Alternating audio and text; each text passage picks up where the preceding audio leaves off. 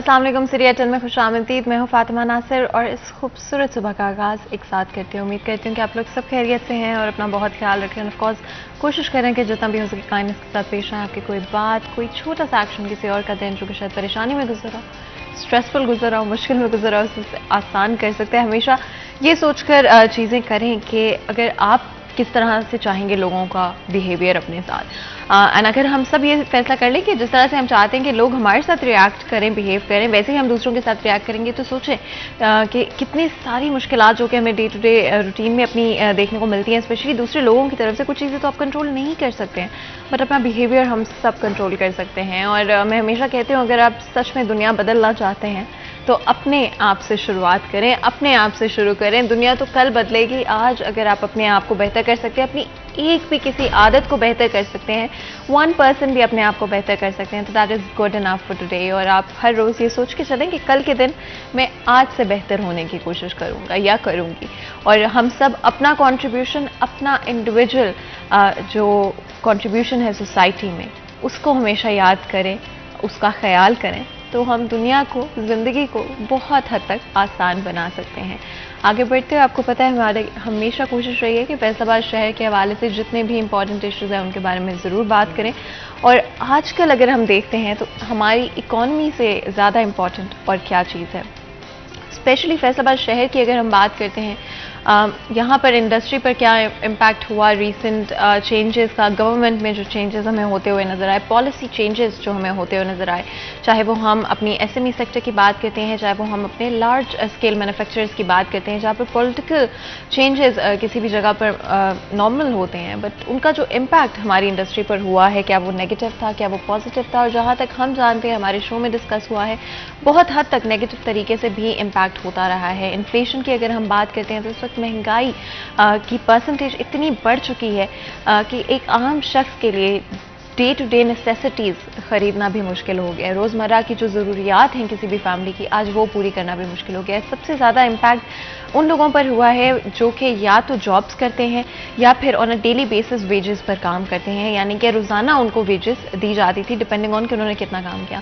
फैसलाबाद शहर में स्पेसिफिकली बात करें, बहुत सारी इंडस्ट्री और मिल्स इनफैक्ट हमें बंद होती हुई भी नज़र आई, और या अगर बंद नहीं हुई तो अगर वो जिस भी कैपेसिटी में काम करी थी, अब उस कैपेसिटी में काम नहीं करें। कोरोना के दौरान एक बहुत जो अच्छी चीज़ पाकिस्तान में हुई, स्पेशली फैसलाबाद शहर की इंडस्ट्री के लिए हुई, वो हमें एक कंपेटिटिव एज मिला सब कॉन्टिनेंट के अंदर, जो कि बड़ा एक स्ट्रॉन्ग फैक्टर था, स्पेशली अगर हम देखते हैं हमारी करंट सिचुएशन को। और अगर प्री कोरोना अगर हम पाकिस्तान में या फैसलाबाद शहर की इंडस्ट्री को देखते हैं, तो ये एक कंपेटिटिव एज हमें मिला था, जो कि एक दफ़ा फिर हम छोड़ते हुए नज़र आ रहे हैं। ऑफकोर्स बांग्लादेश, इंडिया हमसे ज़्यादा स्ट्रॉन्ग कंपेटिटर्स रहे हैं इन द पास्ट भी, और आगे चलते हुए अगर हमारी पॉलिसीज़ अलाइन नहीं करती और फेवरेबल नहीं होती इंडस्ट्री के लिए, चाहे वो हम इलेक्ट्रिसिटी प्राइसेस की बात करते हैं, फ्यूल प्राइसेस की बात करते हैं, तो शायद वो कंपेटिटिव एज जो कि शायद अभी थोड़ा सा चांस है कि हम दोबारा एक दफ़ा हासिल कर सकते हैं, वो भी हमें जाता हुआ नज़र आएगा। मज़ीद गुफ्तगू करेंगे तो बहुत ही खास मेहमान आज हमारा इस डिस्कशन में साथ देंगे। सबसे पहले तो जो हमारे साथ अब्दुर्रहमान मौजूद है, हमारे सीनियर,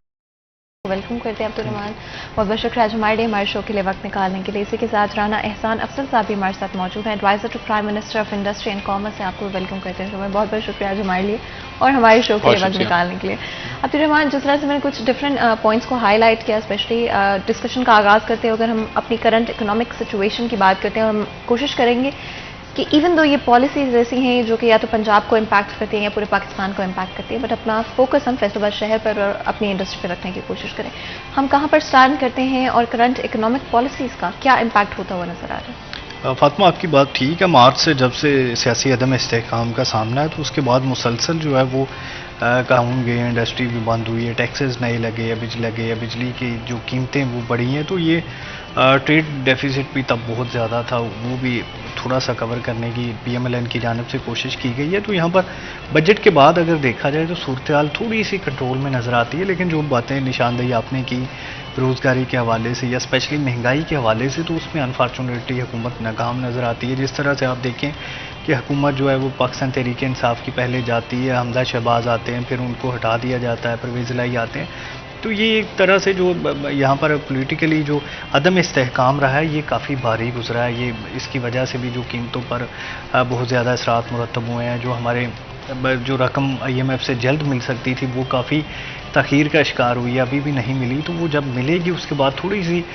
जो रुपया है वो थोड़ा मज़ीद बेहतर होगा और जो इस्तेहकाम है वो आएगा। देखिए अभी भी सनत वाले कहते हैं कि यहाँ पर अभी जो आर्जी रुपए की जो कीमत बढ़ी है वो तब उसको मुश्किल मानेंगे जब 2-3 महीने 4 महीने तक इसी तरह से रुपया मुस्तहकम रहेगा, तो फिर उसके बाद कुछ बेहतरी आने की उम्मीद है। अभी जो बिजली के बिल्स हैं वो भी इतने ज़्यादा आ रहे हैं कि वो रोज़ाना की बुनियाद पर एहतजाज हो रहे हैं। तो ये हुकूमत के ख़िलाफ़ जो PTI की जानब से एक तरह से एहतजाज किया जाता है, तो उसको समझ लें कि एक बहुत बड़ा फ़ायदा ये हो जाता है कि जब बिजली के इतने ज़्यादा बिल्स आते हैं, महंगाई बढ़ती है, फ्यूल प्राइसेस बढ़ती हैं आलमी मार्केट में कम होने के बावजूद, तो ये फ़ायदा बहरहाल PTI को होता है। और जो हमने देखा कि कराची में सीट भी PTI दोबारा से जीत गई है, तो ये कई एस्पेक्ट होते हैं।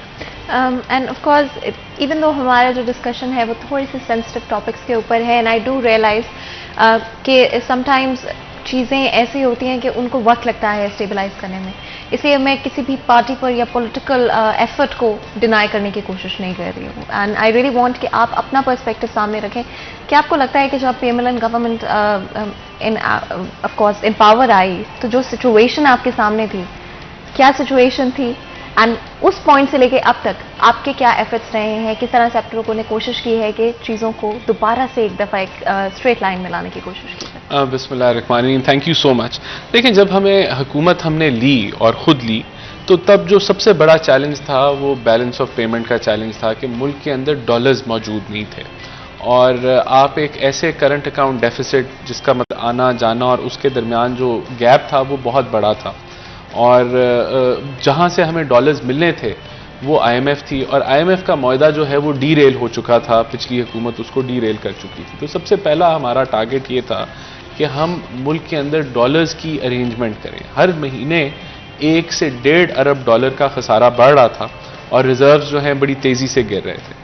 तो वो हमने उसको, और देखें होता ये है कि आपको वो राजापक्सा जो श्रीलंका के थे उन्होंने भी कहा कि हमें IMF की ज़रूरत नहीं है और वो IMF की तरफ नहीं गए और फिर देखा कि वहाँ जो है वो बैंकरप्सी हो गई और फिर आज उधर जो तेल है वो 4,000 रुपए का भी नहीं मिल रहा और हफ्तों हफ्तों की लाइन लगी होती है LPG के गैस के सिलेंडर के लिए।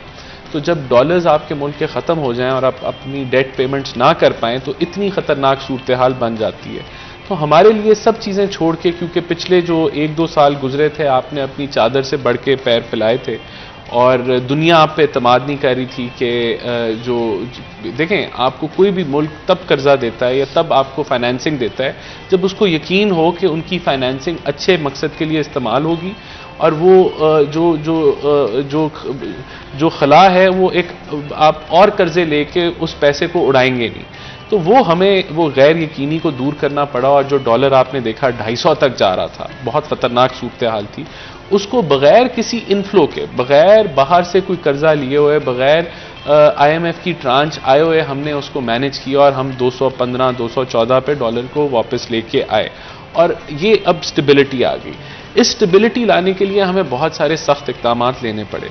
तो जो इक़दाम लिए गए वो मैं समझता हूँ कि उनका रिज़ल्ट आ गया।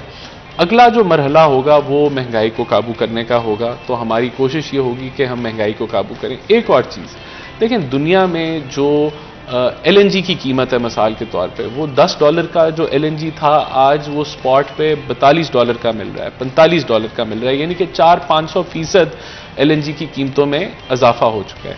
जो तेल पिछले साल एवरेज $60-70 पे था, आज वो ऑन एवरेज इस साल $100 से ऊपर अभी उसकी कीमत चल रही है। तो एनर्जी की कॉस्ट जो है, इसी तरह कोयला जो है वो 300-400% के ऊपर आज खड़ा है। तो दुनिया भर में एनर्जी की कॉस्ट बहुत तेज़ी से ऊपर गई है। ये मुल्क जो है, क्योंकि ये एक गरीब मुल्क है, इसके पास वो बफर नहीं है कि जो महंगाई का ये जो लहर आया है एनर्जी कॉस्ट का, कि उस बफर को हुकूमत सह ले। तो बदकिस्मती से वो हमें आगे ट्रांसफ़र करना पड़ा, जिसके ये असरात हैं।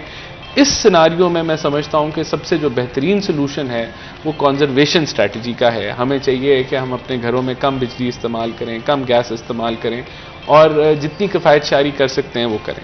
अब्दुर्रहमान, एक तो क्या एग्री करते हैं और दूसरा लोन्स के हवाले से हम कहाँ पर स्टैंड करते हैं ये ज़रूर क्लैरिफाई कीजिएगा। पिछले कुछ अर्से में हम जानते हैं लोन्स लेने की कोशिश की जा रही थी, IMF से भी बातचीत चल रही थी। इस वक्त हमारी क्या करंट पोजीशन है?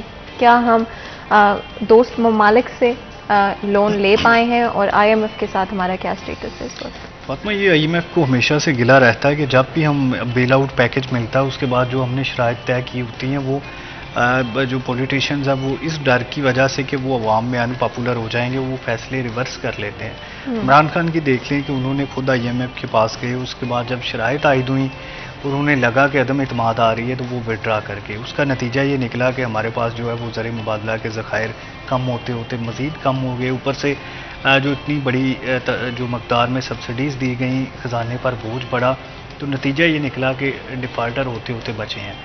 तो ये एक बड़ा मसला है कि यहाँ पर पॉलिटिशियंस वो लंबे टाइम पे नहीं सोचते।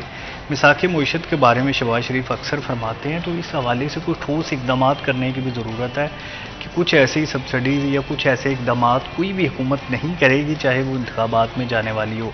देखें, बिजली और फ्यूल ये दो चीज़ें हैं जिनसे हुकूमत थोड़ी बहुत कमाई भी करती है, इसी से फिर दूसरे अखराजात भी पूरे होने होते हैं। तो अगर इन पर ही सब्सिडी दे दी जाए तो फिर ओवरऑल जो ख़जाने पर इतना ज़्यादा बोझ पड़ता है कि वो जो है वो कवर नहीं हो पाता। तो ये बड़ा मसला है। इलेक्शन के करीब जाके ये ऐसे करते हैं। ये देखें 2018 में नवाज शरीफ जब जा चुके थे, शाद खकान अब्बासी थे, उस टाइम पे टैक्सेशन खासी कम की गई। उस टाइम पे जो है वो नई टैक्स पेयर्स की बजाय पुराने पर डिपेंड्स किया गया और बजाय इसके कि हम मज़ीद टैक्स लगाते हमने वो इलेक्शन ईयर में लोगों को फ़ायदे दिए, उसका नुकसान PTI को हुआ। सेम PTI ने इनके साथ ये किया कि जब उन्हें पता चल गया कि वो जाने वाले हैं, खजाना तबाह करके दे गए। तो ये एक बड़ा ज़रूरी है कि अभी जो इक़दाम कर रहे हैं ये अगर तो नून लीग इसी तरह से इलेक्शन तक करती है कि कहीं पर कोई भी रिलीफ नहीं मुहैया करती, तो ये मुल्क के साथ बहुत अच्छा होगा। आने वाली हुकूमत चाहे इनकी बने या किसी की भी बने, उनके लिए बड़ा अच्छा होगा। लेकिन अगर ये दिसंबर या जनवरी के बाद अगले साल में जब इंतखाबात होना है तो उसमें जो अगर वो रिलीफ वाला बजट दे देते हैं जिससे पब्लिक को फ़ायदा होगा, तो फिर वो अगली हुकूमत के लिए वो माइंस खोदने वाली बात ही है। आपने टैक्सेस की भी बात की एंड ऑफ कोर्स लोन्स के हवाले से अगर आप भी थोड़ा सा बताना चाहें कहाँ पर करंटली हम स्टैंड करते हैं, और अगर ये डील्स जो कि इस वक्त इन प्रोसेस हैं ये गो थ्रू हो जाती हैं, जो भी शराइत दी जाती हैं, किस तरह से आवाम को इन्फ्लेशन से भी बचाया जा सकेगा, फर्दर जो प्रेशर है उसको ऐड ऑन होने से? लेकिन जब आपके पास रिजर्व्स बहुत कम हो जाते हैं, जो डॉलर के रिजर्व्स हैं, तो फिर आपका एक्सचेंज रेट फ्लक्चुएट करता है, यानी कि ऊपर नीचे जाता है। एक बंदा कोई बयान भी दे दे तो उसका असर भी आपके जो है वो एक्सचेंज रेट पे पड़ जाता है। इतनी यानी कि आपकी एक कह लें कि नाजुक सूरत हाल होती है। तो मैं समझता हूँ कि ये IMF का प्रोग्राम अब तकरीबन फाइनल हो चुका है। हमने लेटर ऑफ इंटेंट साइन करके उनको भेज दिया है। 29 अगस्त को हमें उम्मीद है कि उनका बोर्ड अप्रूवल दे देगा। उससे फॉरेन एक्सचेंज की एक इस्तेहकाम का ईरा स्टार्ट हो जाएगा, क्योंकि आगे जो हमारा ये जो साल है फाइनेंशियल ईयर, इसमें 31 से 32 अरब डॉलर की रिक्वायरमेंट है, जो हम पूरी कर चुके हैं। हमारी वर्ल्ड बैंक, ADB या और जो ममालिक जिनसे हम फाइनेंसिंग लेते हैं, उनसे हमारी ऑलरेडी अप्रूवल्स जो हैं वो हो चुके हैं बेस्ड ऑन IMF अप्रूवल। तो मैं समझता हूँ कि इसके बाद एक जो है स्टेबिलिटी का ईरा आएगा, जहाँ तो उससे होता ये कि जब स्टेबल हो जाती है आपकी एक्सचेंज रेट, तो आपकी सारी कॉस्ट भी सेटल डाउन कर देती हैं। ये जो रोज़ की चीज़ें महंगी होती हैं, रोज़ महंगाई बढ़ती है, वो रुक जाएगा अगर आपका जो है वो एक्सचेंज रेट जो है। दूसरा मैं समझता हूँ कि जो लोग अंदाज़ा कर रहे हैं कि दुनिया में जो कमोडिटी साइकिल है वो भी ब्रेक की तरफ जा रहा है, तो टूटने जा रहा है, तो उसके टूटने से भी जो है वो महंगाई के ऊपर जो है असरात जो हैं वो बेहतरी की तरफ आएंगे कि महंगाई कम होगी। तो मैं समझता हूँ कि अब्दुल रहमान से मैं एग्री करता हूँ। देखें, यहाँ बदकिस्मती से जो सियासतदान हैं वो एक मुकाबले में होते हैं कि वो पॉपुलिस्ट फैसले करें, वो फैसले करें कि जो अवाम को पसंद होते हैं, कि जो है जिस तरह पेट्रोल सस्ता कर दिया जाए, गैस की कीमतें सस्ती कर दी जाएं। ये ठीक है, सब कुछ करना चाहिए अगर आपके पास वो एक्स्ट्रा इनकम है जो इन चीज़ों को फंड कर सकती है। लेकिन अगर आप कर्जे लेके इन चीज़ों को फंड करेंगे, फाइनेंस करेंगे, तो आज की आसानी है, कल का धमाका है। और वो हमने देखा कि ये जो धमाका हुआ मईशत के अंदर, ये जो हम फैसले जो डिले करते रहे, उसका असर है। इसकी मैं मिसाल आपको देता हूँ कि जो सर्कुलर डेट था, जिसको पावर सेक्टर का गर्जशी कर्जा कहते हैं, वो 1100 अरब से 2500 अरब पे चला गया। यानी कि पाकिस्तान की 72 साल तारीख में वो 1100 अरब बना और 3-4 सालों में वो 2500 अरब पे चला गया। यानी कि तकरीबन 150-200% उसमें इजाफा हो गया। क्यों इजाफा हुआ? कि एक तो आप उस सेक्टर में रिफॉर्म्स नहीं लेके आए, रिफॉर्म्स लाने का मतलब है आपने अपने लॉसेस कम नहीं किए, आपने चोरी को कम नहीं किया। दूसरा ये हुआ कि जो एनर्जी कॉस्ट बढ़ी वो आपने आगे पास, यानी कि मैं अगर आपको बताऊं कि ये जो एफपीए थे, जो फ्यूल प्राइस एडजस्टमेंट, जो एक एक साल की पेंडिंग थी, वो आज इन बिलों के अंदर लग के आ रही है। अच्छा, तो अगर आप साथ साथ अपनी इस कॉस्ट जो ऊपर जाती है, जो जो जो जो बिजली की, या जो अगर पास ऑन करते रहें तो ये खसारे ना बढ़े। ये जब खसारे बढ़ के इस हद तक बढ़ जाते हैं कि जिन कंपनीज के ये खसारे होते हैं वो बैंकरप्सी की तरफ चले जाते हैं। बिल्कुल, इससे पहले कि मजीद गुफ्तगू करें क्योंकि ब्रेक का वक्त हो रहा है, ब्रेक लेते हैं। कहीं मत जाएगा, हमारे साथ रहेगी।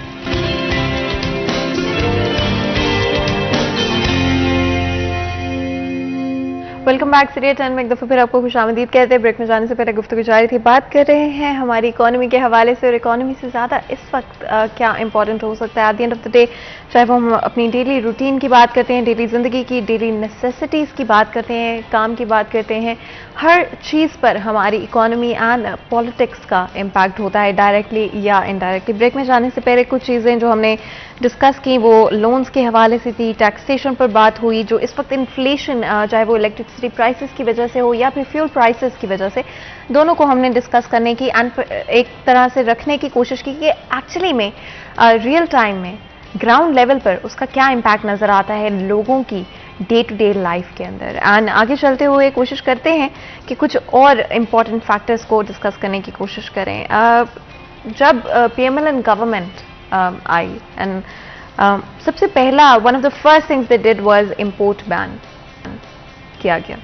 लग्जरी आइटम्स पर पहले कहा गया और कहा गया कि नेसेसिटी आइटम्स पर नहीं लगाया जाएगा, सिर्फ लग्जरी आइटम्स पर ये इंपोर्ट बैन लगेगा और स्पेशली इंडस्ट्री के अंदर इसका कोई इम्पैक्ट नहीं होगा। तो हमारी जो ऑलरेडी रनिंग इंडस्ट्री है फैसलाबाद शहर में, वहाँ पर रॉ मटेरियल्स के हवाले से कहीं पर भी इसका इम्पैक्ट होता हुआ नहीं नजर आएगा। बट जैसे जैसे वक्त गुजरा हमने देखा कि ये एक्चुअली में इंडस्ट्री पर भी आ गया। इंडस्ट्री के अंदर जो रॉ मटेरियल इंपोर्ट किया जाना था वो नहीं किया जा रहा था, मशीनरी जो आनी थी वो भी नहीं की जा रही थी। अब्दुर्रहमान, अब कहा जा रहा है कि ये इंपोर्ट बैन कंप्लीटली ख़त्म किया जा रहा है, तो ये एक यू टर्न है इस पॉलिसी के ऊपर एंटायरली, जहाँ पर अब इंपोर्ट बैन लग्जरी आइटम्स और एवरीथिंग एल्स को ख़त्म किया जा रहा है। इस पर ज़रूर बताइएगा कहाँ पर इस वक्त हम स्टैंड करते हैं और क्या इस पॉइंट पे दोबारा से कोई फ़ायदा भी होगा इंडस्ट्री को अगर हम यू टर्न लेते भी हैं इस पर। फातिमा, देखिए, इंपोर्ट बैन करने के मैं कभी भी हक में नहीं रहा। ये करना चाहिए कि जो लग्जरी आइटम्स हैं उस पर ड्यूटी बढ़ा देनी चाहिए, बेशक जितनी ज़्यादा मर्जी बढ़ा दें, ताकि अगर कोई मंगवाता है उसको अच्छी खासी महंगी पड़ती है तो हुकूमत का भी उसमें अच्छा खासा फ़ायदा हो जाएगा। लेकिन अभी क्योंकि ये इसलिए ज़रूरी था कि डॉलर अब थे ही नहीं हमारे पास, एलसीज ओपन नहीं हो रही थी, डॉलर बचाना था, इस वजह से वो तमाम की तमाम उन्होंने जो है वो बंद कर दी। लेकिन दोबारा से ओपन हो गई हैं, मशीनरी भी आना शुरू हो गई है, इसी तरह से तमाम जो ज़रूरी चीज़ें थी वो दोबारा से आना शुरू हो गई हैं। लेकिन इसमें लग्जरी आइटम्स पर फिर मैं कहूँगा, देखें, गाड़ियाँ, अब ये बड़े लोगों का मसला है, जितनी भी, तो उस पर ड्यूटी बढ़ा दें आप। इसी तरह से दूसरी चीज़ें, लग्जरी आइटम्स जिन्हें कहा जाता है, फूड आइटम्स हैं या इस तरह की चीज़ें जो एक मखसूस तबका इस्तेमाल करता है, बड़े स्टोर्स इस्तेमाल करते हैं, तो उन पर ड्यूटी काफ़ी ज़्यादा होनी चाहिए। ये मसला हल हो जाएगा। जब आप उनको सब्सिडाइज़ करने की कोशिश करते हैं या ड्यूटी कम करते हैं या मशीनों के बराबर ड्यूटी करते हैं तो फिर उसका नुकसान होता है। पॉलिसी इस तरह से बनानी चाहिए और फिर ये लंबे अरसे तक चलनी चाहिए। देखिए, यही एक बड़ा मसला होता है कि एक पॉलिसी बनती है, 1-2 महीने बाद जब प्रेशर आता है, ऊपर से लोगों का प्रेशर आता है, इंडस्ट्री वालों का आता है, तो वो आप उससे विड्रा कर लेते हैं। उसका नुकसान होता है कि फिर लोग समझते हैं कि अब दोबारा पता नहीं क्या होने जा रहा है, वो ज़्यादा ऑर्डर्स दे देते हैं और फिर जो आपका मसला वहीं का वहीं खड़ा रहता है। तो ये एक बड़ा मसला है। जो कंटिन्यूटी है वो बहुत ज़रूरी होती है, चाहे वो आपकी कोई भी पॉलिसी बनाइए, आप कम से कम उसको एक बजट से दूसरे बजट तक तो इम्प्लीमेंट करें ना। उस दौरान देख लें, 3 महीनों में करके देख लें, 6 महीनों में कितना नुकसान हो रहा है, कितना फ़ायदा हो रहा है। फिर उसमें जो तमाम लोग स्टेक होल्डर्स हैं उनको बिठाकर मुशावरत की जा सकती है। लेकिन अचानक से एक डिसीजन लेके कुछ ही दिनों बाद जब उसको आप वापस करते हैं, उसका ज़्यादा नुकसान होता है। एंड यहाँ पर इससे थोड़ी सी कंफ्यूजन भी आई थिंक आवाम के अंदर भी जनरेट होती है, लोगों के अंदर भी जनरेट होती है कि क्यों एक पॉलिसी को अगर आप या तो लेकर आ रहे हैं तो उसकी इम्प्लीमेंटेशन होनी चाहिए फिर in a proper way. And trade deficit को कम करने के लिए I think the other ways, and I think मेरे से बेहतर आप ये चीज़ जानते होंगे, तो क्यों ये पॉलिसी लाई क्यों गई थी इन द फर्स्ट प्लेस और अब इस पर यू टर्न क्यों लिया जाता? देखिए, सबसे पहले तो यू टर्न नहीं लिया गया। जब इंपोर्ट बैन का मकसद ये था कि जिस तरह सैल्मन है, अब वो यहाँ से इंपोर्टेड सैल्मन आती है, यहाँ जो है वो मीट आता था, चीज़ आती है, चॉकलेट्स आती हैं इम्पोर्टेड, तो मकसद ये था कि इन अयाशियों के लिए डॉलर ज़ाया नहीं होने चाहिए। तो वो इम्पोर्ट बैन जो है वो एक कोई 811 के करीब टैरिफ लाइंस पे लगाया गया, जो हमें लगा कि ये लग्जरी के आइटम्स हैं। देखें, लेकिन वो इन वायलेशन था WTO की एग्रीमेंट के साथ, जो वर्ल्ड ट्रेड ऑर्गेनाइजेशन के साथ आपकी ट्रेड एग्रीमेंट है। इसी तरह IMF भी कह रहा था कि आप इस तरह बैन नहीं लगा सकते। तो उस बैन को लिफ्ट करके हमने उन्हीं आइटम्स पे बेइंतहाशा ड्यूटीज और RDs लगा दी हैं। तो इसका ये मतलब है कि वो बैन इन एक्चुअलिटी प्लेस ही होगा, क्योंकि वो चीज़ें इतनी महंगी हो गई। अब गाड़ियां हैं, मिसाल के तौर पे जो यूज्ड गाड़ियां आती थी, कोई गाड़ी अगर 4-5 करोड़ की कोई लैंड क्रूजर मंगवा रहा था, अब उसको वो गाड़ी जो है वो 20-25 करोड़ की पड़ेगी। तो अगर वो 25 करोड़ दे के वो लैंड क्रूजर लेना चाहता है तो more than welcome, he can by the land cruiser. तो ये हमने इसकी नौयत चेंज कर दी है। हम समझते हैं कि हमने बैन भी लिफ्ट कर लिया और हमने RDs को भी इस हद तक हम ले गए कि अगर कोई बहुत अमीर आदमी जो है वो ख्वाहिश रखता है, उसने लैंड क्रूजर लेनी है और पहले वो 4-5 करोड़ की थी सेकेंड हैंड, तो अब उसको वो 25 करोड़ की पड़ेगा। देखें, यू टर्न नहीं लिया गया, ये एक पॉलिसी, वही कंटिन्यूटी ऑफ पॉलिसी है, लेकिन मैकेनिज्म हमने जो है वो चेंज कर दिया जो दुनिया के साथ कंफॉर्म करता है। तो एक तो ये जो है वो पॉइंट हो गया। देखें, दूसरी चीज़ मैं आपको फिर बताऊं, यहाँ हमें बड़े ड्रास्टिक स्टेप्स लेने पड़ेंगे। हम यहाँ अगर कोई गाड़ियाँ जो है, मिसाल के तौर पे आप गाड़ियों का ही अगर तखमीना लगा लें, 22 करोड़ की आवाम है, गाड़ियाँ खरीदने वाले 1 करोड़ की आबादी है। बाकी जो 21 करोड़ जो आवाम है वो उस 1 करोड़ की जो अयाशी है उसको अफोर्ड वो महंगाई के सूरत में पे करती है। तो मैं समझता हूं कि जहां हमें इतने जो सख्त हालात हैं उधर हमें कुछ सैक्रिफाइसेस देनी पड़ेंगी। हमने ऑटोमोबाइल सेक्टर को जो है वो उसको हमने टच किया है कि वहां हम लोग रोकें जो डॉलर का ज़िया है। मोबाइल फ़ोन सेक्टर को हमने जो है वो किया। अब एक आईफोन जो है वो 4-4 लाख रुपए का है। क्या अगर आईफोन की जगह आप लोकली असेंबल्ड फ़ोन ले लें जो 70-80 हज़ार का है, तो कुछ किसी की ज़िंदगी में कोई फ़र्क आएगा? अब करोड़ों की तादाद में अगर ये आईफोन्स आ रहे हैं तो ये आपके मुल्क का सरमाया जो है, जो कि शायद बच्चों की तालीम में लग सकता है, वो डॉलर आपका बाहर जा रहा है। तो ये द प्रॉब्लम आई थिंक जो कि मुझे एटलीस्ट नज़र आती है, इसके लॉन्ग टर्म पॉलिसी क्या हमारे पास इस ट्रेड डेफिसिट को कम करने के लिए मौजूद है? बिकॉज ठीक है, आप आईफोन्स को आप बंद कर सकते हैं या कम खरीद सकते हैं लोग, या फिर लग्जरी कार्स को कम खरीद सकते हैं, लग्जरी आइटम्स को कम खरीद सकते हैं, अगर आपके पास लोकली मैन्युफैक्चर्ड उसी लेवल का प्रोडक्ट मौजूद हो मार्केट के अंदर। But the unfortunate thing is कि एक्चुअली में वो आपके पास ऑप्शंस अवेलेबल नहीं है। अगर आप एक ऐसा फ़ोन खरीदते हैं जो कि पाकिस्तान में असेंबल किया गया ना, आई एम नॉट सेइंग कि वो किसी भी तरह से कम है या हम, लेकिन ऑफ कोर्स अगर आप डिफरेंस देखते हैं तो there is a very clear difference दो प्रोडक्ट्स में। अगर इनफैक्ट आप किसी लग्जरी आइटम को भी देखते हैं, जिसमें चाहे आप शैम्पूज देख लें, आप जिस तरह से सामन की बात कर रहे थे, या कोई और फूड आइटम अगर आप देख लें, तो लोकली अगर आपको वो मैन्युफैक्चर्ड मिल रहा है, आप अगर वो स्पेस प्रोवाइड कर देंगे, जब बैन हो जाता है तो डिमांड तो एग्जिस्ट करती है ना,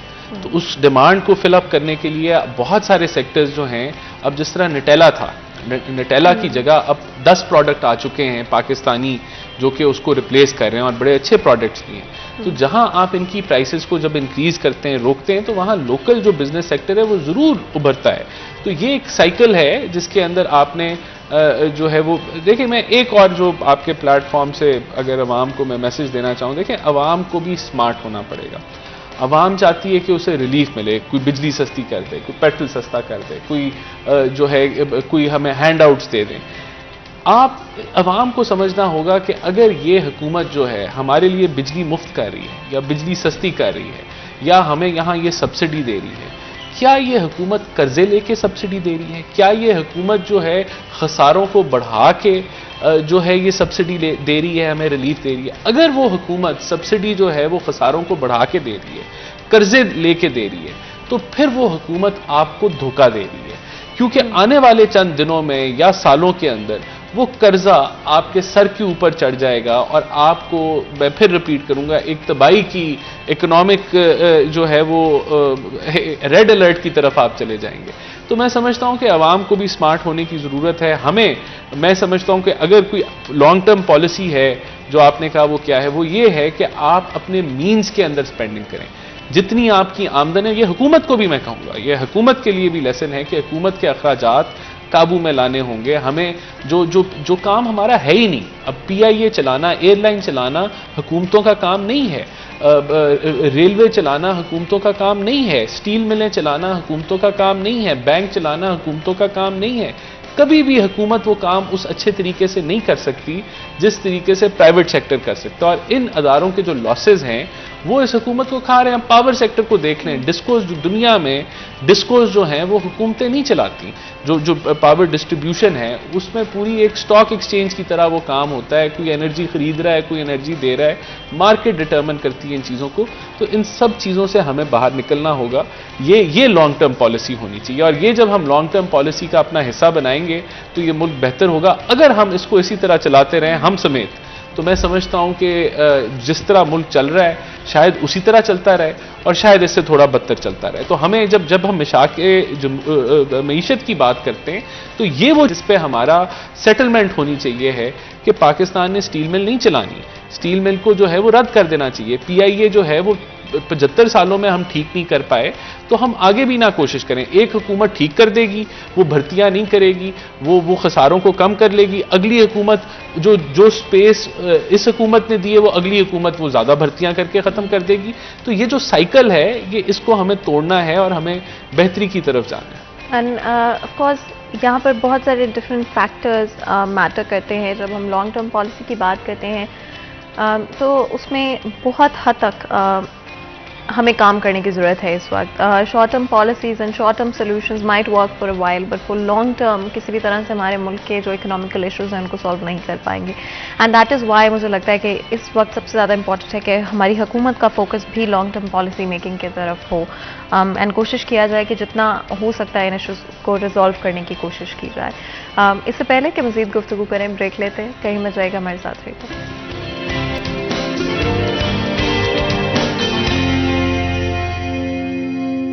वेलकम बैक। सीरिया चैनल में एक दफ़ा फिर आपको खुशामदीद कहते हैं। ब्रेक में जाने से पहले गुफ्तगू जारी थी, बात कर रहे थे हमारी इकॉनमी के हवाले से, और आपको पता है इस वक्त दो ही चीज़ें हैं जो कि पूरे मुल्क में डिस्कस की जाती है। आप चाहे दोस्तों के साथ बैठे हो, फैमिली के साथ बैठे हो, आप कहीं ना कहीं या तो पॉलिटिक्स की बात करेंगे या तो हमारी इकॉनमी की ज़रूरत बात करेंगे। इनफैक्ट मैंने बहुत सारे डिफरेंट पॉलिटिकल शोज़ देखे हैं जो कि पाकिस्तान के नहीं भी हैं, और वहाँ पर भी अगर पॉलिटिक्स और इकॉनमी की बात हो रही है तो पाकिस्तान का नाम कहीं ना कहीं ज़रूर मेंशन किया जाता है। ब्रेक में जाने से पहले लॉन्ग टर्म पॉलिसीज़ के हवाले से बात की कि किस तरह से इस वक्त हमारे मुल्क की ज़रूरत है कि हमारी लॉन्ग टर्म पॉलिसीज़ हों हमारी इकॉनमी को लेकर। शॉर्ट टर्म में हम लोन्स लेकर या डिफरेंट और चीज़ों को कर अपने प्रॉब्लम्स को सॉल्व कर सकते हैं, बट लॉन्ग टर्म में उनका इम्पैक्ट हमारे ऊपर काफ़ी बुरा रहेगा। स्पेशली एक चीज़ जो कि रिसेंटली मैंने पढ़ी, जब भी हम कर्जा लेते हैं वो एक्चुअली हर पाकिस्तानी शहरी के ऊपर एड ऑन हो जाता है। तो अगर हम करंटली सिचुएशन देखते हैं तो हर पाकिस्तानी शहरी के ऊपर कर्जा है। जो भी कर्जा हम दूसरे ममालिक से लेते हैं जो पाकिस्तान के ऊपर है, वो एक्चुअली डिवाइड होकर हम सब के ऊपर आ जाता है। क्या वो ट्रांसपेरेंसी इस वक्त हमारे मुल्क में मौजूद है? क्या आप और मैं ये जानते हैं कि ये कर्जा किस तरह से हमारी डेवलपमेंट के लिए या हमारे फ़ायदे के लिए इस्तेमाल किया जा रहा है? आई थिंक ये सबसे इंपॉर्टेंट चीज़ है कि कब हम सेल्फ रिलायबल हो पाएंगे, सेल्फ सफिशेंट हो पाएंगे अपनी इकॉनमी को लेकर, और क्या अगर अभी फ़ौरन भी नहीं हो सकते तो क्या हमारे पास कोई इस तरह के प्लान्स मौजूद हैं कि अगले 5 साल में, अगले 10 साल में हम लोग अपने आप को सेल्फ सस्टेनेबल बना पाएंगे, सेल्फ रिलायंट बना पाएंगे, या फिर ये एक लॉन्ग टर्म पॉलिसी ही ये होगी कि हम लोन्स लेते रहें? अब्दुर्रहमान, आपकी जब भी हम तज्जिया करते हैं आपका सबसे मज़े का ओपिनियन होता है, तो मैं ज़रूर चाहती हूँ कि बताएं इस वक्त जो लोन्स की सिचुएशन है और हर पाकिस्तानी पर जिस तरह से लोन क्लाइम होता जा रहा है, क्या हमारे पास वो ट्रांसपेरेंसी मौजूद है गवर्नमेंट के अंदर कि हमें पता है कि ये लोन्स किस तरह से शहरियों के फ़ायदे के लिए इस्तेमाल किए जा रहे हैं, या शहरी क्या इन फैसलों में पार्ट ले सकते हैं, हिस्सेदार हैं कि किस तरह से उनका फ़ायदा हो सकता है इन लोन से? फातिमा, देखिए, कर्जे बुरे नहीं होते, पूरी दुनिया लेती है। वर्ल्ड बैंक ने जो है वो पूरे यूरोप को खड़ा किया था जब हिटलर ने तबाह कर दिया। यही वर्ल्ड बैंक, IMF थे जो अमेरिका ने स्पेशली इस मकसद के लिए बनाए गए थे। बड़ी दुनिया को इन्होंने दोबारा से खड़ा किया, लेकिन ज़रूरत होती है कि वो कर्जे किन कामों में खर्च हो रहे हैं। अयूब खान ने जो कर्जे लिए, अनफॉर्चुनेटली वो इंडस्ट्री में उन्होंने लगाया, इंडस्ट्री बड़ी। जुल्फ़िकार अली भुट्टो आए, उन्होंने जो ब्यूरोक्रेटाइजेशन की नेशनलाइजेशन के नाम पे, उसने जो हमारी इंडस्ट्री को तबाह करने की जानब जो कदम रखा, वो बदकिस्मती से किसी ने नहीं रोका ना। सब्सिडीज़ दी, हर एक ने टका के दी, बाहर से पैसा आया जंगों के नाम पर, ज़िया दौर में आया या मुशर्रफ दौर में आया, तो उन्होंने सब्सिडीज़ दी। इंडस्ट्री की जानब हमारा फोकस कम रहा, हमारा ट्रेड डेफिसिट कम करने की जानब फोकस बहुत कम रहा, और अनफॉर्चुनेटली अभी भी नहीं है। कर्जे लेकर सब्सिडी दे देते हैं, उसके बाद जो है वो अगले कर्जे की जानब देखना शुरू कर देते हैं। देखिए, इस पूरे साल में एहसान साहब बता रहे हैं कि 31 से 32 अरब डॉलर हमने स्ट्रीम लाइन किया है, जो हमने दोस्त ममालिक से, बैंकों से लेना है, फिर वो वापस भी करना होगा, पिछली किस्तें भी देनी होगी, उसमें से लोगों पर भी लगाना है। तो ये वो सब्सिडीज है एग्जैक्टली जो हम इंडस्ट्री को प्रमोट नहीं कर पाते, जो हमारा लोकल ऐसा सिस्टम यहाँ पर बना हुआ है कि इसमें जो ईज टू डूइंग बिजनेस बिल्कुल भी नहीं है। कोई भी नई इंडस्ट्री लगाना चाहता, नया कारोबार करना चाहता, उसके लिए सबसे मुश्किल मरहला होता। स्टार्टअप्स बंद हो रहे हैं। देखिए, आईटी वाले जो काम करते हैं ना, उन्हें टैक्स नेट में वो कहते थे हमें ना लेके आओ, ये मामूली सा लगाया, लेकिन उसका ये नुकसान होता है कि वो एफबीआर के पास जाते हैं, चार्टर्ड अकाउंटेंट के पास जाते हैं, उनका टाइम ज़ाया होना शुरू हो जाता है। ये बड़ा मसला है कि यहाँ पर जो हमारे टैक्सेशन के डिपार्टमेंट्स हैं वो अपना ज़्यादा सोचते हैं, सरकार का कम सोचते हैं। ये बड़ा मसला है। ऑनलाइन ना होना बड़ा मसला है, वन विंडो ऑपरेशन ना होना बड़ा मसला है। तो ये बहुत सारे एनओसीज इन्वॉल्व किए हुए हैं। डीसीज को आपने डिस्ट्रिक्ट में ऐसे बनाया होता है कि वो 14-15 एनओसी एक एक पेट्रोल पंप या किसी भी चीज़ के, और वो सारे डीसीज देख रहे होते हैं ना। अलग से जो डिपार्टमेंट्स हैं वो उन्हें डील नहीं कर पा रहे होते, जिसकी वजह से नए लोग बिजनेस में नहीं जाते। देखिए, पाकिस्तान में नौकरी प्रमोट होती है, हमेशा कोशिश होती है सरकार में नौकरी मिल जाए, क्योंकि वहाँ पर काम को नहीं करना पड़ता, और जो ऊपर से पैसे इकट्ठे होते हैं वो अलहदा होते हैं। प्राइवेट नौकरी वो लोग करता है जिसकी मजबूरी हो, और बिज़नेस की जानब तो कोई जाना ही नहीं चाहता ना, कि नया बिज़नेस, नया कारोबार शुरू किया जाए। ये बड़ा मसला है। हमें थोड़ा सा जो हमारा सिलेबस है उसको चेंज करना पड़ेगा, लोगों को बिज़नेस की जानब लाना होगा, और बिज़नेस जो है वो ईज टू डूइंग बिज़नेस के तहत होगा, आसान होगा। जो जितना टैक्स देना चाहता है उसको आसानी के साथ, ऑनलाइन तरीके के साथ उसमें उसको शामिल करना पड़ेगा, तब जाके हम थोड़ा सा मुकाबले की पोजीशन में आ सकते हैं। अदरवाइज़ जो सूरत हाल चल रही है यही रहेगी। एंड यही आई थिंक हमें रिजॉल्व करने की ज़रूरत है। At the end of the day हमें लॉन्ग टर्म पॉलिसीज़ की ज़रूरत है, हमारे मुल्क की इकोनॉमी को स्टेबलाइज करने की ज़रूरत है। एंड आई डू नो कि कोशिश की जा रही है। आपका क्या ओपिनियन होगा? क्या आगे चलते हुए पीएमएलएन का क्या प्लान होगा? आपका क्या प्लान है पॉलिसीज़ को लेकर, आवाम के लिए आसानियाँ पैदा करने को लेकर? सबसे पहले तो हमारा जो प्लान था वो ये था कि इस मुल्क को डिफ़ॉल्ट से बचाएं।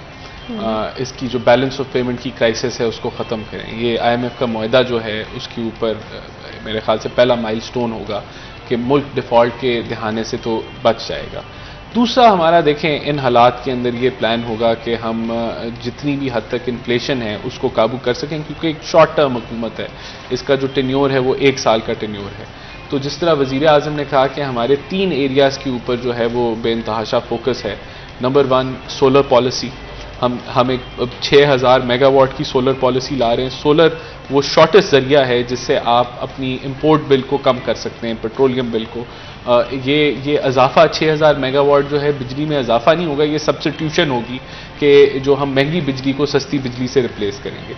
दूसरा हमारा जो फोकस है वो आईटी इंडस्ट्री की तरफ है। हम चाहते हैं कि आईटी एक्सपोर्ट्स जो हैं वो बढ़ें, वो अभी 2-3 अरब के करीब हैं। हम चाहते हैं कि इसको 15 अरब की तरफ जो है वो लेके जाएं, 5, 10 और फिर 15। तो इसके ऊपर हमारी जो पॉलिसी है वो बड़ी एक रिलैक्सिंग पॉलिसी होगी, इनेबलिंग पॉलिसी होगी, जो हमने दे भी दी है, और हम इसके ऊपर काम कर रहे हैं, आईटी इंडस्ट्री से बातचीत कर रहे हैं। तीसरा हमारा जो शॉर्ट टर्म में आप कर सकते हैं, चेंज ला सकते हैं, वो एग्रीकल्चर है। तो एग्रीकल्चर के अंदर भी जो है हमने फर्टिलाइज़र्स और ये सीड्स और पेस्टिसाइड्स के ऊपर जो ड्यूटीज़ हैं वो कम की हैं, और हम इंगेज कर रहे हैं मुख्तलिफ ममालिक के एग्रीकल्चर सेक्टर को कि वो पाकिस्तान में आके इन्वेस्ट करें और अपनी टेक्नोलॉजी इधर लेके आएँ। हमारी जो यील्ड्स हैं वो दुनिया भर से 50% कम है, 60% कम है। क्या आपको लगता है जो पॉलिटिकल इंस्टेबिलिटी इस वक्त हमारे मुल्क में मौजूद है, उसमें कहीं से भी हमें फॉरेन इन्वेस्टमेंट आएगी, या कोई भी कंट्री, कंपनी पाकिस्तान में इस वक्त इन्वेस्ट करना चाहेगी? नहीं, हमें सीखना होगा कि ऑपोजिशन जो है, चाहे हम हो चाहे आज की ऑपोजिशन हो, उसको अपनी एक हद में रह के काम करना है, और उसने डीरेल नहीं करना निज़ाम को। डीरेल देखें, जो भी काम करना है आप आइनी तरीके से करें। मिसाल के तौर पे हमने ये हुकूमत गिराई तो आइन के ज़रिए गिराई, पार्लियामेंट के ज़रिए गिराई, और एक नंबर गेम के साथ की, ये दुनिया में नॉर्म है। आपकी हुकूमत जो है वो अपने टेन्योर में चेंज भी हो जाती है। यहाँ हमने इसको हवा बना दिया है कि ये कैसे हो गया। ये बड़ी नॉर्मल सी बात है कि वोट ऑफ नो कॉन्फिडेंस होता है, वजीर आजम चेंज हो जाता है। अभी यूके में हुआ है, उससे पहले हुआ है, यानी कि पिछले 10 सालों में मेरे ख्याल से 3-4 दफा तो यूके में हो चुका है। तो यहाँ हुआ है, तो वो इस तरह का आपने क्राइसिस बना दिया है कि ये कैसे हो गया। आखिर पार्लियामेंट का भी एक रोल होता है, उसके जरिए आप कर सकते हैं। लेकिन जहां आप सड़कें जैम करने की बात कर दें, जहां आप धरने देने की बात कर लें, जहां आप कहें कि हम हुकूमत को चलने नहीं देंगे, तो ये ऑपोजिशन को नहीं करना चाहिए। अच्छा, one thing I want to know is कि जब भी कोई भी गवर्नमेंट इन प्लेस होती है तो जब वो खुद यही चीजें करते हैं, आई डू रिमेंबर दैट कि नॉट टू लॉन्ग अगो आप लोग ऑपोजिशन में थे and that was exactly what was happening.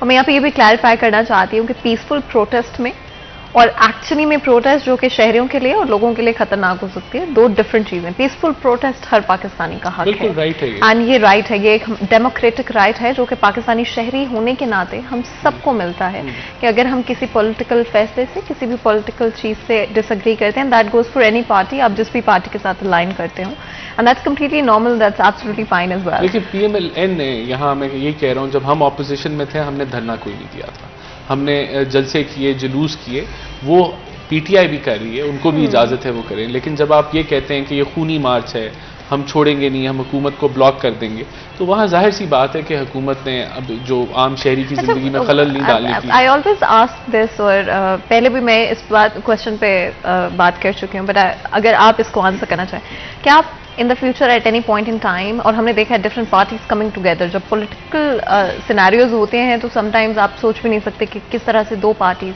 Would work together, PTI and PMLN, कभी देखते हैं इकट्ठे काम करते हुए? देखिए, पार्लियामानी जमहूरियत के अंदर तो ये एक फंडामेंटल है कि ऑपोजिशन और गवर्नमेंट का एक वर्किंग रिलेशनशिप होना चाहिए, और अगर नहीं है तो then there is something wrong with the system.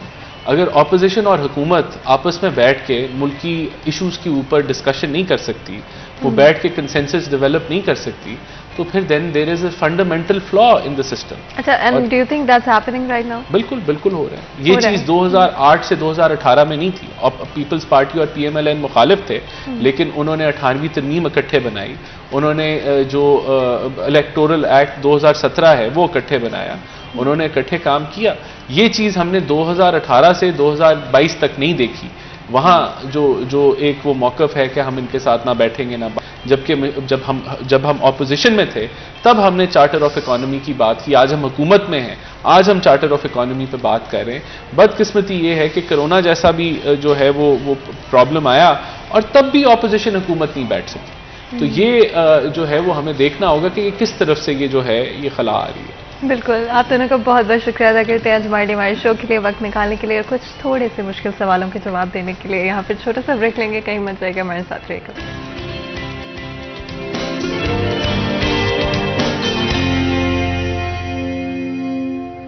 Welcome back CTHN में एक दफ़ा फिर आपको खुशामदीद कहते हैं। ब्रेक में जाने से पहले गुफ्तगू जारी थी, और बड़ी ही टेंस गुफ्तगू जारी थी। आजकल हालात भी कुछ इसी तरह के हैं कि कहीं ना कहीं टेंशन और स्ट्रेस हो ही जाता है। बट आपको पता है, हमारी हमेशा कोशिश रहती है कि जहाँ पर हम इन टॉपिक्स को डिस्कस करते हैं, पॉलिटिक्स को डिस्कस करते हैं, इकोनॉमी को डिस्कस करते हैं, और हमारी कोशिश होती है कि ब्रेक डाउन करें कि कहाँ पर इश्यूज हैं, प्रॉब्लम्स हैं, ताकि आपकी लाइफ को आसान कर सकते हैं। आपकी डे टू डे जो भी मसाइल हैं, जो भी इश्यूज हैं जो कि आपको फेस करने पड़ते हैं, हमारी पूरी कोशिश रहती है कि हम उनको ब्रेक डाउन करें, ना सिर्फ उनका क्या इम्पैक्ट है ग्राउंड पर उसको डिस्कस करें, बट ऑल्सो रिजॉल्व कैसे करना है, और आपके सवालात को किस तरह से इदारों तक, पॉलिटिशियंस तक, और एक्चुअली में पीपल जो कि इसको कंट्रोल करते हैं, ऑर्गेनाइज करते हैं, पॉलिसीज बनाते हैं, उन तक किस तरह से लेकर जाने हैं। तो आपकी आवाज़ किस तरह तक हमने आगे तक पहुंचानी है। लेकिन अब क्योंकि इतनी टेंस बातें हो गई, तो आप कोशिश करते हैं कि थोड़ा सा रिलैक्स करें,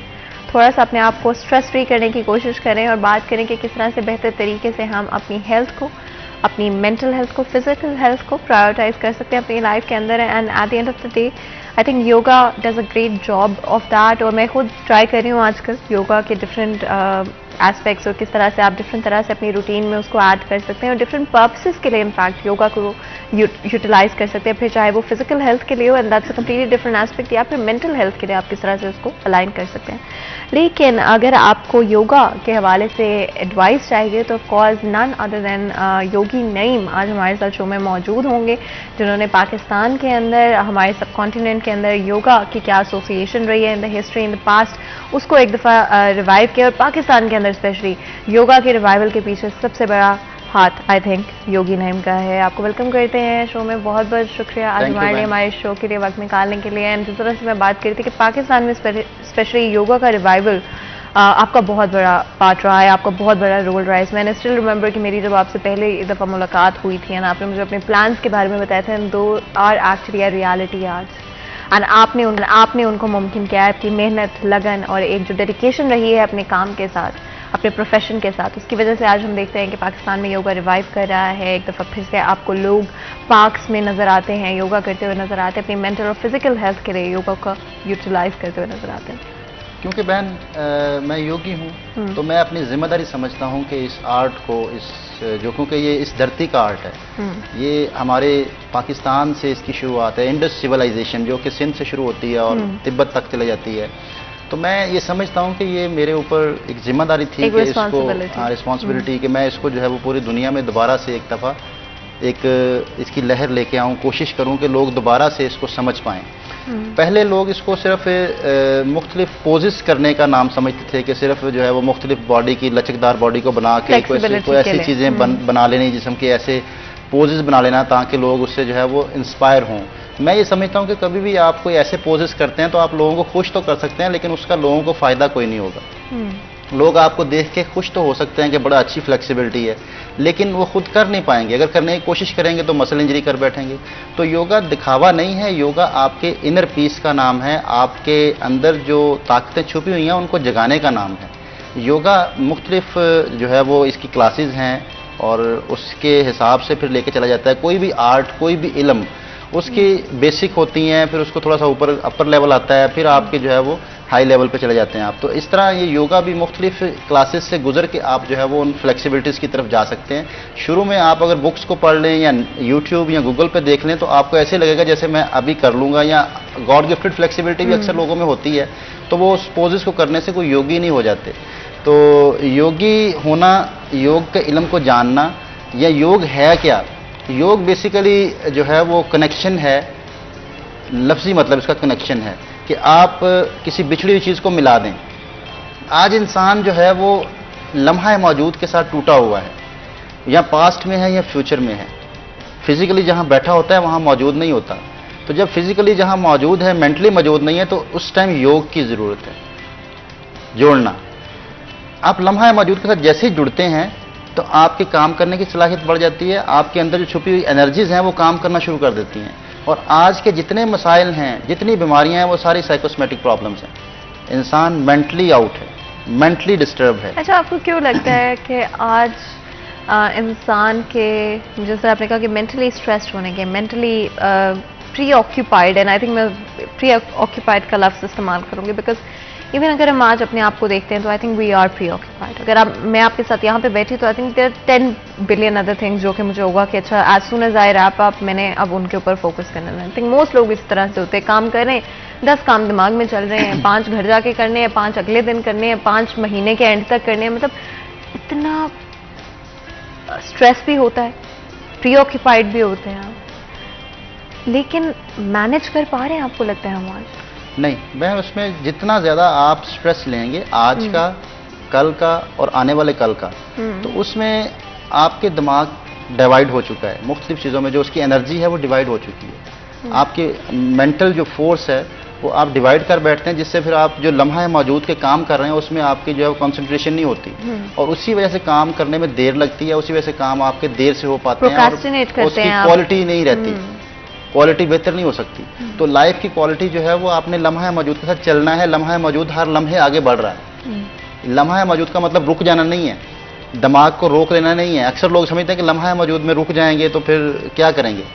लम्हा मौजूद के साथ आगे बढ़ते जाना है, हर लम्हा आगे बढ़ रहा है, लम्हा रुकता नहीं है, वक्त कभी रुकता नहीं है। तो वक्त के साथ साथ आगे हर लम्हे बढ़ना है आपने, इसको कहते हैं लम्हा मौजूद के साथ जुड़ जाना। अच्छा, एक चीज़ जो कि मैंने ऑफकोर्स आपके साथ ही मेरी डिस्कशन हुई थी एंड मैंने उसको ट्राई किया, मैंने योगा के थ्रू, मेडिटेशन के थ्रू एंड ब्रीदिंग एक्सरसाइज को मिक्स करके आई ट्राइड, जिस तरह से मैं अब जब शो शुरू हुआ उससे पहले भी आपको बता रही थी कि I tried being thoughtless because I do think हम प्री ऑक्यूपाइड होते हैं, there is nothing bad about it, you know, especially जब आप आई थिंक कुछ नहीं कर रहे होते हैं, इवन देन आपके दिमाग में ज़्यादा चीज़ें बन के चल रही होती हैं, या फिर आप कोई ऐसी चीज़ कर रहे हैं जो कि आप ऑन डेली बेसिस करते हैं, जिस तरह से आप ड्राइव कर रहे हैं, एंड पर्सनली मैं उसको ज़्यादा उस टाइम में एक्सपीरियंस कर रही होती हूँ उन चीज़ों को, या फिर आप कोई ऐसी चीज़ करें जो कि एक्चुअली में आप करते रहते हैं, तो आपकी अब एट दिस पॉइंट आप यूज टू हो चुके हैं उसको करने के, एंड आप उसमें ज़्यादा थॉट नहीं डाल रहे होते हैं, उस टाइम पे आप ज़्यादा प्रीऑक्यूपाइड महसूस करते हैं। तो आई डिड ट्राई कि थॉटलेस रहने के लिए और 5 से 10 मिनट सिर्फ आप कोशिश करें ऑन अ डेली बेसिस, क्या वो हेल्प आउट कर सकता है आपको ओवरऑल अपनी लाइफ में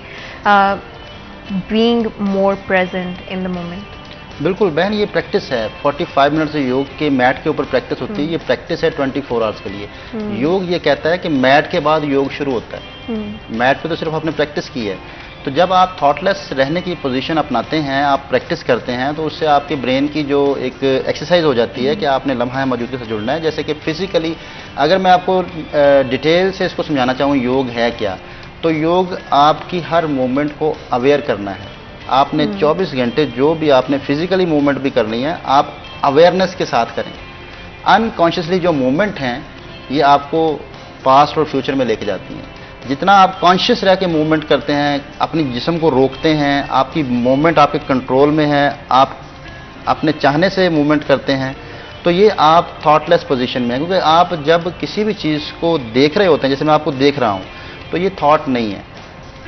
थॉट तब होगी जब मैं बाहर जाके आपको देखूंगा अपने दिमाग में। तो लम्हा मौजूद को आंखों से देखना, इंसान की आंख जहां देखती है उसका दिमाग वहां होता है। जब हमारी आंखें खुली होती हैं और लम्हा मौजूद को देख नहीं रहे होते, तो उस टाइम सोचें चल रही होती हैं। आपकी जो ब्लिंकिंग सिस्टम है ये आपके ब्रेन के पेजेस चेंज करता है, थॉट्स चेंज करता है आपके। जैसे आप ब्लिंक करते हैं आपका पेज चेंज होता है, जैसे ब्लिंक करते हैं पेज चेंज होता है। और अगर इसको रोक लिया जाए, जिसको योग ने बीनी का नाम दिया, बीनी देखना, आप अपनी पलकों को रोकें और एक उसमें आ जाएं, लम्हा मौजूद में जुड़ने की कोशिश करें। वो और अभी हम ये समझ लें मुराकबा, मुराकबा रकब से निकला है, अरबी जुबान का लफ्ज़ है, और रकब का लफ्ज़ी मतलब देखना है। लोग आंखें बंद करके मुराकबा करते हैं। मुराकबा रकब देखना। अब नमाज जो हमें इस्लाम मुसलमान है हम, तो नमाज में हमें आंखें बंद करने से रोका गया, तो सबसे बड़ा मैं मुराकबा समझता हूँ कि देखना है।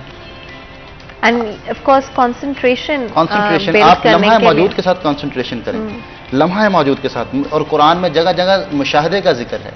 मुशाहदा करें, मुशाहदा करें, दुनिया का मुशाहदा करें। आप अल्लाह ताला की जितनी बनाई हुई चीज़ें हैं इनका मुशाहदा करें। और मुशाहदा कभी भी आंखें बंद करके नहीं होता, मुशाहदा आंखें खोल के होता है।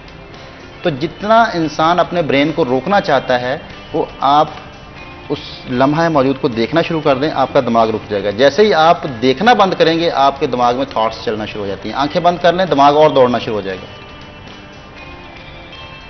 तो देखना इंसान का सबसे बड़ा दिमाग को रोकने की एक प्रैक्टिस है। और इसी तरह लिए योगा पोजेस करते हुए कहता है कि आंखें खोल के रखें, आंखें बंद करके पोजेस ना करें, आंखें खोल के पोजेस करें और पूरी तवज्जो अपने जिस्म पे लेके आएँ। मुराकबे की मुख्तलिफ अक़साम हैं। आप सांसों पे तवज्जो ला सकते हैं, अपनी सांस को रीड करें, जैसे आप देखते हुए सांस को ले रहे हैं और देखते हुए निकाल रहे हैं, और निकालते वक्त इतना स्लो निकालें कि आपका दिमाग इन्वॉल्व हो निकालने में, आप मेंटली इन्वॉल्व हों। और आप कोई भी हरकत करते हैं, जैसे हम एक सिंपल हरकत करने लगे हैं, तो आप हाथों को महसूस करते हुए ऊपर लेके जाएं। इस दौरान कोई आपको सोच नहीं आएगी, अपने हाथों को आप महसूस कर रहे हैं, मूवमेंट को महसूस कर रहे हैं। ये भी एक मुराकबे की किस्म है जो हम मैट के ऊपर करते हैं। दिमाग की प्रैक्टिस कर रहे हैं रोकने की, अब इसको रोकते हुए नीचे लेके आए और इसको महसूस करते हुए, मूवमेंट को महसूस करते हुए। आपका दिमाग ठहरा हुआ है, कोई सोच नहीं आ रही। अब ये मैं अगर तेज कर लूं तो इससे दिमाग तेज दौड़ेगा, क्योंकि नर्व्स आपके दिमाग के साथ डायरेक्ट ताल्लुक रखते हैं। आपके दिमाग से नर्व्स निकल रही हैं, तो जितनी नर्वस सिस्टम आपका स्पीड होगा उतने आपके दिमाग की फ्रीक्वेंसी बढ़ जाएगी। जितना आप उसको नर्वस सिस्टम को स्लो करेंगे उतने आपके दिमाग की फ्रीक्वेंसी स्लो हो जाएगी, थॉटलेस पोजीशन में चले जाएंगे आप। तो इस तरह करके आप मुख्तलिफ चीज़ों को जो है वो प्रैक्टिस करने के बाद आप लम्हा मौजूद के साथ ठहर सकते हैं, थॉटलेस हो सकते हैं। थॉटलेस होना कोई मुश्किल नहीं है, सिर्फ अवेयरनेस के साथ आपने हर लम्हे को गुजारना है। Be aware. जब आप अवेयर होते हैं तो आप किसी सोच से पाक होते हैं, कोई सोच आपके साथ नहीं होती। तो योग अवेयरनेस जगाने का नाम है, जोड़ने का नाम है, लम्हा मौजूद के साथ जोड़ने का नाम है। अच्छा, कुछ हद तक जब हम being more present in the moment, definitely आपकी क्वालिटी ऑफ लाइफ इंप्रूव हो जाती है। आई डू बिलीव दैट के you know the more present you are, अपने कैरिज्मेटिक ज़्यादा होते हैं, आप ज़्यादा आई थिंक कनेक्ट कर पाते हैं लोगों के साथ, द पीपल अराउंड यू। क्या इसको कंसिस्टेंटली किया भी जा सकता है? I think for a moment जिस तरह आपने बात की योगा में आप आप कर पाते हैं उतनी ड्यूरेशन के लिए, बट लॉन्ग टर्म अगर हम अपनी लाइफ को देखते हैं, do you think it's something जो कि हम अपनी ज़िंदगी में एक आदत बना सकते हैं, एक हैबिट बना सकते हैं? ये बहन प्रैक्टिस के ऊपर है। आप जितनी ज़्यादा प्रैक्टिस करते हैं किसी भी चीज़ की और जितना आप उसमें इन्वॉल्व होते हैं, वही आपकी 24 घंटे में फिर आपकी हैबिट बन जाती है। फिर हैबिट के तौर पर जब कोई चीज़ होती है तो उसको फिर एडिक्शन कहा जाता है। एडिक्शन भी अच्छी नहीं है। आप 24 आवर्स लम्हा मौजूद के साथ चलेंगे तो वो भी आप बोर हो जाएंगे। इंसान का मूड स्विंग जो है वो लाजमी है। अगर आप एक मूड पे रहेंगे तो आप 24 घंटे एक मूड से नहीं गुजार सकते। आपका ब्रेन मुख्तलिफ जो है वो इसमें केमिकल्स रिलीज होते हैं, उसमें आपके मूड की चेंजेस आती रहती हैं। लेकिन उसमें होता ये है कि आपने पास्ट में जाना है लेकिन फ़ौरन लम्हा मौजूद में आ जाना है, फ्यूचर में जाना है लम्हा मौजूद में आ जाना है। ये पास्ट और फ्यूचर को बुरी चीज़ नहीं है, पास्ट और फ्यूचर दोनों साथ रखने हैं। अगर पास्ट और फ्यूचर को इंसान जहन में नहीं लेके आएगा तो उसको पिछली गलतियां कैसे मालूम होंगी और आने वाली गलतियों को कैसे वो कर सकेगा, अपने जो है वो हिसाब लगा सकेगा कि मैंने आगे क्या करना है, मैंने फ्यूचर में अपनी प्लानिंग क्या करनी है। तो फ्यूचर प्लानिंग के बगैर तो आप कभी कामयाब नहीं हो सकते। लेकिन रहना लम्हा मौजूद में, रहना लम्हा मौजूद में। आप 24 आवर्स सिर्फ एक ही फेज़ में रहें तो ये बीमारी है। जो मैंने कहा कि हैबिचुअल नहीं होना, किसी भी चीज़ की आप हैबिचुअल हो जाते हैं, आपकी हैबिट डेवलप हो जाती है, तो ये भी नुकसानदेह है। अगर मैं एक चीज़ करने का आदी हो जाता हूँ तो उस टाइम तो अगर आदतन मैं कुछ कर रहा हूँ, आदतन कर रहा हूँ, तो उस टाइम तो मेरा ब्रेन जो है वो मेरे कंट्रोल में नहीं रहेगा, मैं हैबिचुअल होकर कर रहा हूँ। अच्छा, आप पर्सनली अपनी रूटीन के अंदर कितनी देर योगा को ऐड करते हैं on a daily basis, weekly basis? मैं मैक्सिमम जो है 20 मिनट्स डेली करता हूँ। अच्छा, maximum 20, that's it, 20 minute? 20 minutes. अच्छा। क्योंकि मैं इसको, और मैं डेली बेसिस पे रूटीन को चेंज करता हूँ। मैं किसी भी चीज़ को, योग ये कहता है कोई भी चीज़ ऐसी जो आपसे आसानी से होना शुरू हो जाए उसको छोड़ दें। अच्छा, किस तरह ऑल्टरनेट करें? उसको छोड़ दें। जो चीज़ आपसे होना शुरू हो जाए उसको छोड़ दें। क्योंकि जब चीज़ होना शुरू हो जाती है, जो पोज होना शुरू हो जाता है, तो वो आपकी हैबिट बन गई। अब आप अनकॉन्शियसली करेंगे, आप उसमें कॉन्शियस नहीं रहेंगे। तो आप जब भी कोई पोज करें तो अनकॉन्शियसली होने के बजाय कॉन्शियस होना पड़े, आपको कॉन्शियस होना पड़े उसको पोज करने के लिए। तो आप डिफरेंट रूटीन, डिफरेंट चीज़ें आप कर सकते हैं। तो मैं अल्टरनेट डेज में करता हूं, और 7 डेज भी योग नहीं करना चाहिए। आप दुनिया में कोई भी चीज़ आप देख लें कि जो रेगुलर होना शुरू हो जाए वो हैबिट हो जाती है। आप जैसे घर जाते हैं, आपका अपना घर हो, तो आप घर जाते हैं तो आप सोचते हुए, फ़ोन पे बातें करते हुए घर पहुंच जाते हैं। आपने कहीं और जगह जाना हो, जहां पहली दफ़ा जाना हो, तो होकर चल रहे होते हैं, रास्ता ना भूल जाऊं, भटक ना जाऊं, उस टाइम आप प्रेजेंट मोमेंट में होते हैं। तो कोई भी चीज़ हैबिट जब हो जाती है तो वो आपका योग नहीं होता, आप होके एडिक्शन की तरफ चले जाएंगे। इस तरह मुख्तलिफ चीज़ें एडिक्ट हो जाती हैं, इंसान एडिक्ट हो जाता है चीज़ों का। और मैं ये समझता हूँ कि एडिक्शन जो है वो किसी भी चीज़ की नशा है। कोई भी चीज़ हो, वही एक कैफियत, नशे की कैफियत है, एडिक्शन हो गई आपको। अगर आप एडिक्ट हैं मुख्तलिफ चीज़ों के, तो आप एक वो कह लें कि जैसे नशेइयों वाली ज़िंदगी है उसकी तरफ जा रहे हैं। यहाँ पर एक ब्रेक से वापस आएंगे तो मज़ीद गुफ्तगू करेंगे। कहीं मत जाइएगा, हमारे साथ रहिए।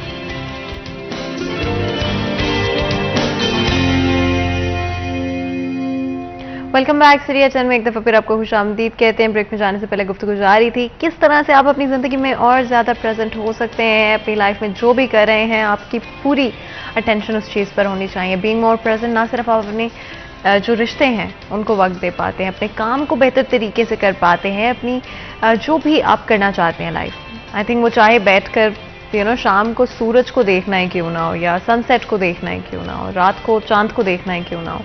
एंड आई थिंक ये छोटी छोटी चीज़ें हमारी क्वालिटी ऑफ लाइफ को इम्प्रूव करती हैं। आप खुश होंगे, ज़हनी तौर पे बेहतर महसूस करेंगे, फिजिकली ज़्यादा बेहतर महसूस करेंगे, तो आपकी life eventually quality of life आपकी बेहतर होती जाएगी।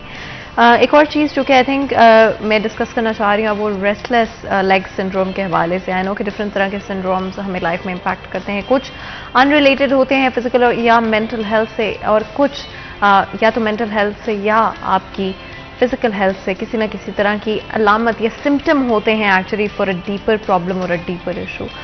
योगी नईम ज़रूर बताएगा ये क्या सिंड्रोम है, किन लोगों को इम्पैक्ट करता है, क्या कोई अंडरलाइंग कॉजेज़ हैं जो आपको ज़्यादा बना सकते हैं, प्रोबेबिलिटीज इंक्रीज कर सकते हैं आपकी इस सिंड्रोम के लिए। बहन, इसमें मुख्तलिफ कॉजेज़ हैं रेस्टलेस लेग सिंड्रोम के। एक तो सबसे बड़ी जो काज है वो है डोपामिन की कमी। डिप्रेशन एक केमिकल आपका जो ब्रेन रिलीज करता है, वो उसकी कमी जब हो जाती है तो आपको फिर रेस्टलेस लेग सिंड्रोम आपको होने का खदशा हो जाता है। और एक इसकी दूसरी वजह है कि आयरन की कमी बॉडी में हो जाए, और इसकी तीसरी वजह जो है वो है आपका B6 और B12 की कमी हो जाए। तो यानी कि फिजिकल एंड मेंटल दोनों फैक्टर्स हैं, बिकॉज जिस तरह आपने बात की डोपामिन की, दैट्स अ कॉज। एक आपके दिमाग में एक ऐसा केमिकल है जिसकी वजह से आप खुश महसूस करते हैं, आप हैप्पी महसूस करते हैं, एंड अगर वो कम होता है तो आप डिप्रेस्ड महसूस करेंगे, सैड महसूस करेंगे। From my knowledge, of course मैं मेडिकली सर्टिफाइड नहीं हूँ, तो आप इस पर मुझे करेक्ट कर सकते हैं अगर मैं गलत कह रही हूँ।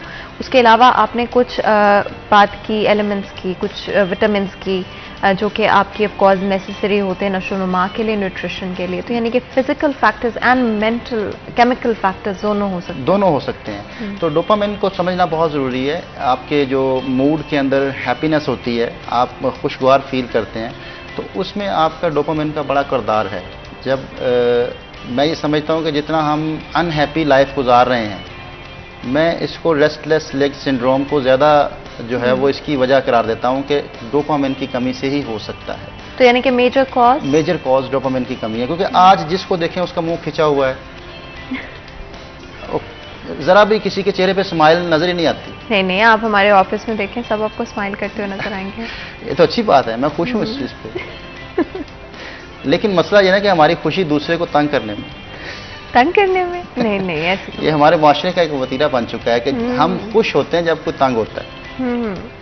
इंसान खुश तब होता है जब कोई तंग होता है। तो ये खुशी, ये वाली खुशी नहीं चाहिए। खुशी वो है जो आपका इनर पीस है। इनर पीस आपका हमेशा सेटिस्फेक्शन के साथ है। जो नेमतें मौजूद हैं, जो अल्लाह की दी हुई नेमतें मौजूद हैं, उस पर आप कितने सेटिस्फाई हैं। अच्छा, एंड जिस तरह से आपने बात की, आज कल अगर हम देखें तो ये एक अलमिया बन गया ना, एक नॉर्मल बन गई ये चीज़ कि आप दूसरों को परेशान करते हैं, दूसरों की परवाह नहीं करते as such. But I think अगर आप दूसरों के लिए कुछ करते हैं तो वो आपको ज़्यादा लॉन्ग टर्म खुशी मिलती है। बिल्कुल खुशी मिलती है, लेकिन जो है वो हमेशा जब भी किसी के लिए कुछ करें तो उससे रिवार्ड की तवक्को ना रखें, फिर आप अनहैप्पी हो जाएंगे। I absolutely agree. फिर आप अनहैप्पी हो जाएंगे। आप कभी भी किसी का अच्छा कर लें, एक्सपेक्टेशंस मत रखें। आप कभी भी किसी का अच्छा कर लें, आपके साथ अच्छा नहीं होगा। वहां से अल्लाह की तरफ से अच्छा होगा। अल्लाह से उम्मीद रखें, हमेशा अल्लाह से उम्मीद रखें। ये तो मौला अली का कौल है ना कि जब आप किसी पे एहसान करें उसके शर से डरें, उसके शर से बचें। तो हमेशा आप कोशिश करें कि एहसान करें, इससे रोकता नहीं, एहसान करें, लेकिन उसके रिवार्ड हमेशा अल्लाह से रखें। किसी के लिए कुछ कर रहे हैं तो उसको ये मत समझें कि मैं किसी के लिए कुछ कर रहा हूँ और ये मुझे आगे से फायदा पहुंचाएगा। कभी नहीं हो सकता, ऐसा हो नहीं सकता, पॉसिबल नहीं है। तो डोपामिन जो है वो इसको कैसे मेंटेन किया जा सकता है? डोपामिन जो है वो लाजमी आपकी ज़रूरत है। अच्छा, इससे पहले कि हम डोपामिन के एस्पेक्ट की तरफ जाएं, रेस्टलेस लेग सिंड्रोम आपको कैसे पता चलता है कि आपको अगर है, क्या अलामात हैं? उसकी अलामात सबसे बड़ी है कि जब आप रेस्ट पोजीशन में होते हैं तो आपकी टांगों में दर्द होता है, आप कभी टांगें हिलाते हैं, बेचैनी होती है, टांगें आपकी जो है वो दुख रही होती हैं, जैसे जख्म होते हैं। और देखें ना, आप क्या एक्चुअल जख्म भी नहीं सिर्फ महसूस होता है। आपकी लेग्स जो है वो डिसऑर्डर हो जाती है ना, दिमाग आपका जो है वो उसमें ज़्यादा इसमें सेंसरी नर्व्स एक्टिव हो जाते हैं, आपके दिमाग के साथ ताल्लुक उनका बढ़ जाता है दुखने का, उसमें आपको पेन फील होती है। सेंसरी नर्व्स का ज़्यादा एक्टिव हो जाना और दिमाग के जो मोटर नर्व्स हैं वहाँ तक जा रहे, वहाँ उनका डिसऑर्डर पे चले जाना। अब होता यह है कि जब हम लेटे हुए हैं, रेस्ट में हैं, रेस्ट पोजीशन में हैं, तो उस टाइम तो आपकी टांगें नहीं दुखनी चाहिए। अगर दुख रही हैं तो फिर आपको रेस्टलेस लेग सिंड्रोम है। थके भी तो हो सकते हैं लेकिन आप थकावट की दर्द वो नहीं होती।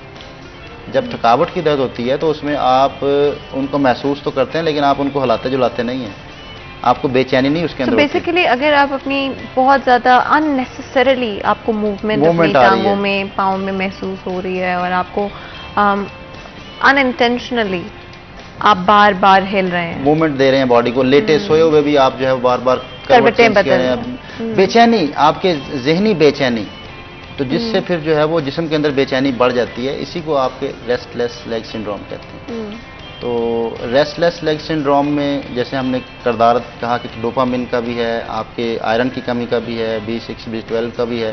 तो उसमें योग ये कहता है कि सबसे इम्पोर्टेंट इसमें जो है वो ब्रीदिंग है। आप कोशिश करें कि खुली फ़िज़ा में जाकर डीप ब्रीदिंग किया करें।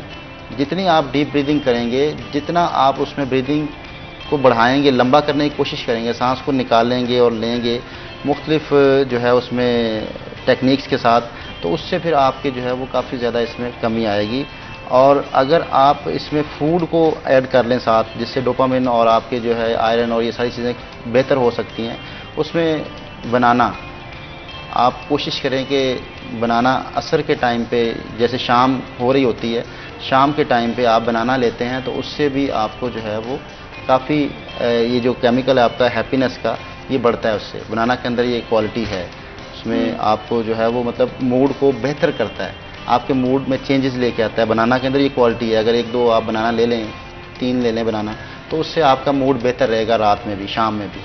और चॉकलेट, ब्राउन चॉकलेट अगर आप लेते हैं, डार्क चॉकलेट जो होती है, एक तो सादा हमारी मीठी चॉकलेट वो नहीं, जो डार्क चॉकलेट में कैलोरीज भी थोड़ी कम होती हैं, तो वो वाली चॉकलेट जो है वो आपके मूड को बेहतर करती है।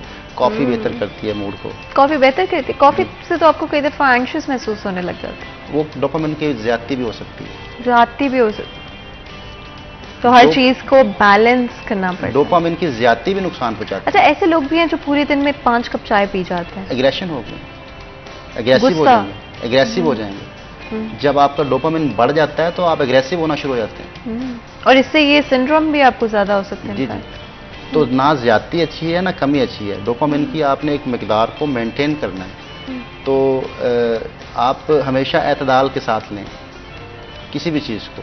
जैसे मैंने कॉफ़ी का 1 कप बोला है, आप 24 आवर में 1 कप ले लें तो उससे आपका मूड बेहतर रहेगा। आई डू अग्री कि ज़्यादा से ज़्यादा अगर आप बहुत चाय के शौकीन हैं या बहुत कॉफ़ी के शौकीन हैं, तो 1 cup I think that's good enough. बिल्कुल। उससे ज़्यादा, and I have seen people जो कि मतलब सुबह अलहदा, शाम अलहदा और रात को फिर अलहदा सोने से पहले, तो प्लीज़ उसको थोड़ा सा रिस्ट्रिक्ट करें, बिकॉज उससे एंग्जाइटी होती है, आपको अग्रेसिव भी होते हैं ना, वो एंग्जाइटी का पार्ट बन जाता है कि आप एजिटेटेड होते हैं, इरिटेटेड होते हैं। एंग्जाइटी भी बेचैनी है ना, तो उससे फिर लेग सिंड्रोम तो होगा।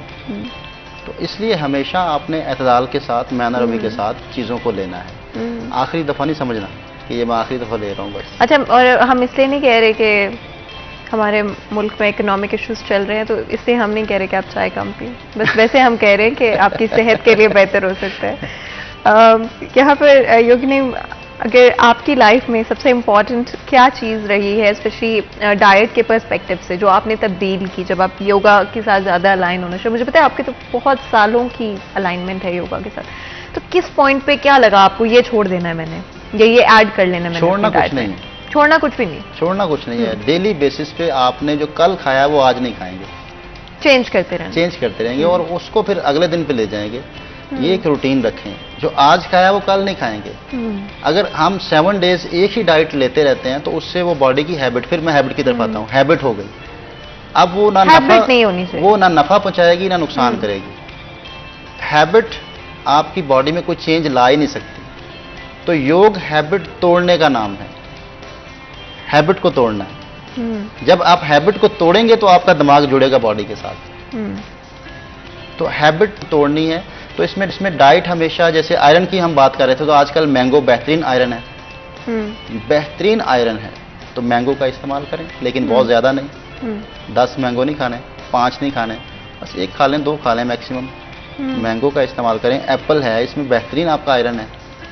तो मैं नेचुरल वे में जाऊंगा। मैं कभी भी इसको मेडिकली इसमें मेडिसिन की तरफ में वो डॉक्टर बता सकता है। एंड आई डू अग्री, जब ब्रेक से वापस आएंगे तो इस पर भी जरूर डिस्कस करेंगे कि मेडिकेशन स्पेशली डिफरेंट इश्यूज के लिए अगर ज़रूरत ना हो तो क्या मेडिकेशन लेनी चाहिए आपको। मज़ीद गुफ्तगू करें उससे पहले ब्रेक लेते हैं, कहीं मत जाएगा हमारे साथ रहे।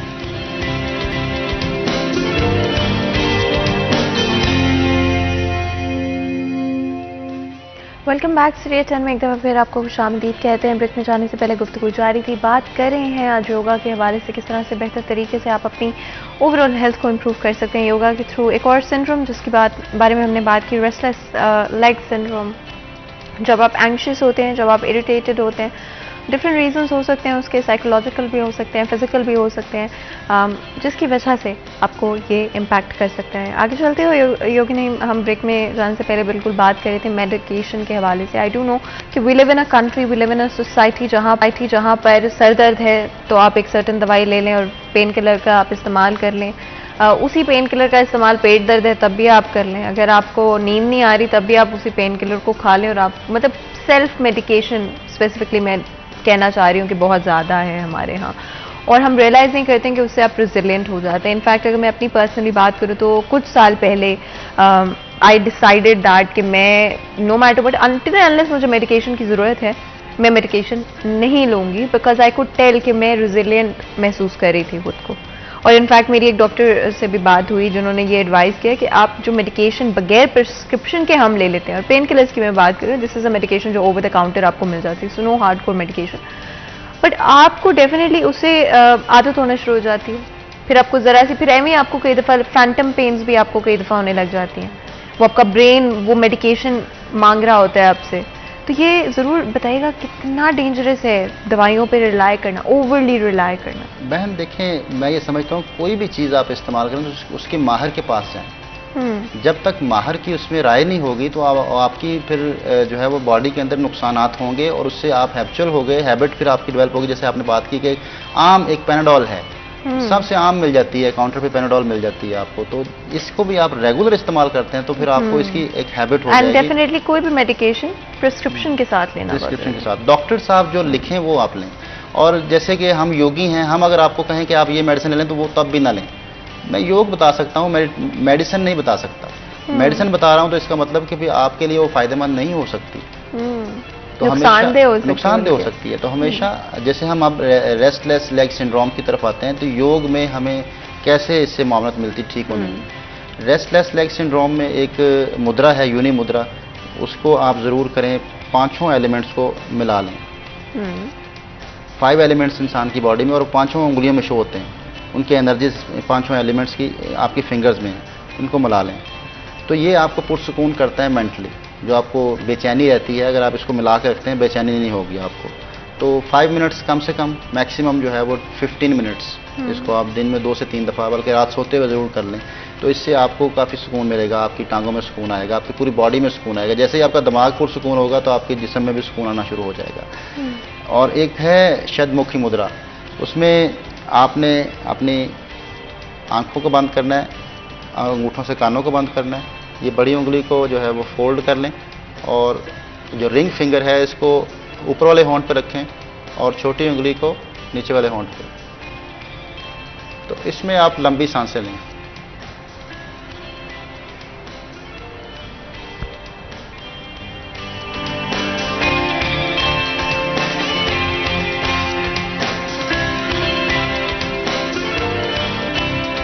सांस लेंगे तो आपको एक जैसे तेज़ हवा चलती है ना, खाली जगहों पे जब होते हैं आप, तो वो बड़ी आवाज़ वाली हवा होती है, तो ये आपकी सांस उस हवा को क्रिएट करेगी, उस पर तवज्जो लेके आएँ, इससे ब्रेन आपका फ़ौरन जो है वो पुरसुकून होता है।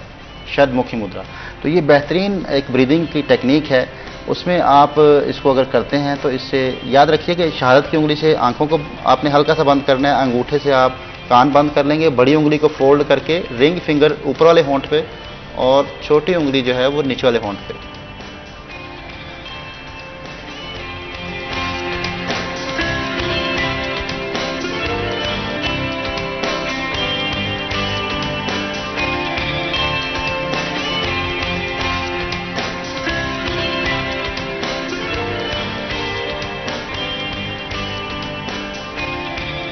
तो ये ब्रीदिंग करेंगे। इसके अलावा जो है वो आपके लेफ्ट हैंड पे ये 2 फिंगर्स जो दरमियान वाली फिंगर्स हैं, इनको आप हल्का हल्का प्रेस कर लें या करवा लें किसी से, ऐसे। ये लेफ्ट हैंड पे ये आपके लेग्स में जो पेन आ रही है, इससे बेहतरी आना शुरू हो जाएगी। फौरन 5 मिनट के अंदर आपकी टांगें दर्द करना खत्म हो जाएंगी। अगर आप इसको अपने हाथों से भी दबाते रहें ऐसे, तो आराम से, कोई जोर लगाने की जरूरत नहीं। टांगें दबाने से बेहतर है किसी से बोले मेरी उंगलियां दबा दे। अच्छा, टांगें दबाने से आपकी टांगें सेंसलेस हो जाती अच्छा, हैं। अगर बहुत सारे लोग हैं जिनको आदत होती है टांगें दबाने की, क्या डेंजरस है वो? डेंजरस है, आपके सेंसरी नर्व्स डिस्टर्ब होते हैं, आपकी मसल इंजरी हो सकती है। अगर जोर से कोई दबा देगा आपके मसल को, आपके मसल इंजर्ड हो जाएंगे, तो वो सुन्न हो जाते हैं, जिससे आपको लगता है सुकून हो गया।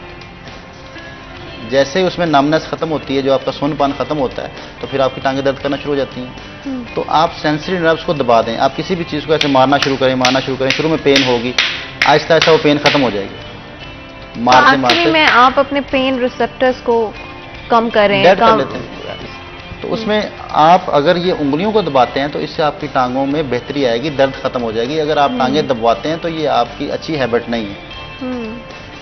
यहाँ पे हमारे एक्सपर्ट नहीं है, दबाने के, मसाज के एक्सपर्ट नहीं है। अगर मसाज आप करवाते हैं किसी एक्सपर्ट से, तो वो आपको दबाएगा नहीं। वो आप मसाज का मकसद आपकी ब्लड सर्कुलेशन, आपके ब्लड फ्लो को बेहतर करना है। तो वो टेक्निक्स होती हैं, आपके मसल्स को कैसे ब्लड फ्लो को बेहतर करना है, किस तरफ आपका ब्लड फ्लो है, आपका हाथ किस तरफ चलना चाहिए। लेकिन हमारे तो यहाँ रगड़ते हैं ना, तो उससे बजाय फ़ायदे के नुकसान ये होता है कि आपको फिर एक तो हैबिट हो जाती है, उसके बाद गुजारा नहीं होता।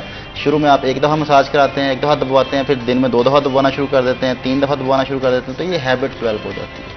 तो ये एक बड़ा आसान सा तरीका है कि लेफ़्ट हैंड की उंगलियों का मसाज करवा लें, उंगलियों को दबवा लें, ये दरमियान की 2 उंगलियाँ, तो इससे आपकी टांगों में खासा सुकून आएगा।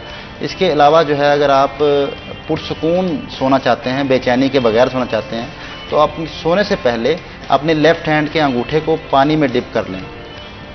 लेफ्ट हैंड का जो अंगूठा है, नीम गर्म पानी लें, काबिल बर्दाश्त, जिससे स्किन ना जले। आप उसके अंदर डिप कर लें और 15 मिनट्स इसको आप हीट दें। 15 मिनट्स, अगर पानी ठंडा हो जाए तो दोबारा चेंज कर लें। तो इससे आपको बड़ी पुरसुकून नींद आएगी। और पुरसुकून करना चाहते हैं तो आप अपने जो अंगूठे का पहला पोर है, इसको ब्लैक कर लें, ये लाइन से ऊपर पहला पोर ब्लैक कर लें और फिर पानी में डिप करें। इससे और पुरसुकून नींद आएगी। और अगर आप और अच्छा सोना चाहते हैं, दिमाग आपका रिलैक्स रहे और आपके जिस्म में बेचैनी ना आए, तो आप अपने हाथों के अंगूठों के टिप हाफ ऊपर वाले और पैरों के अंगूठों के टिप हाफ, इनके ऊपर ऑयल की मसाज करें, 15 मिनट, फिर सो जाएं। अपने हाथों से अपने पैरों के अंगूठों की मसाज करें, कोई भी ऑयल लगा लें। ऊपर वाला हिस्सा, ये आधा जो ऊपर वाला टिप है, टिप, हाथों के टिप, पैरों के अंगूठों के टिप, आपस में इनको रगड़ें, मसाज करें, मालिश करें, ऑयल की, लोशन लगा लें, लोशन से कर लें। आप 15 मिनट करने के बाद सोएं, आपको बड़ी पुरसुकून नींद आएगी। बहुत सारे लोग कहते हैं कि उनको डीप स्लीप नहीं आती है, तो राइट कि वो सोते हैं लेकिन वो प्रॉपरली जो होते हैं ना, एक गहरी नींद नहीं, बिल्कुल। एंड आप कई दफ़ा उठते हैं तो आप जो रात को सोच रहे होते हैं ना, उसी का आपको कंटिन्यू हो रहा होता है। एंड या फिर इस तरह से होता है कि रात को कुछ लोग हैं वो कंप्लेन करते हैं उनको ख्वाब नहीं आते, ये बड़े ट्रॉमेटाइजिंग, डराने से ख्वाब आते हैं। तो उसमें भी कोई लॉजिक है, रेलेवेंस है? जो डराने ख्वाब आते हैं उसमें तो एक वजह ये हो सकती है कि आपकी बॉडी में अगर विटामिन डी की कमी है और आप मीठा इस्तेमाल कर लिया शाम के वक्त सोने से पहले, तो आपको डराने ख्वाब शुगर रश, जिसको बच्चों को जिस तरह से होती है, जी जी, डराने ख्वाब आपको आएंगे।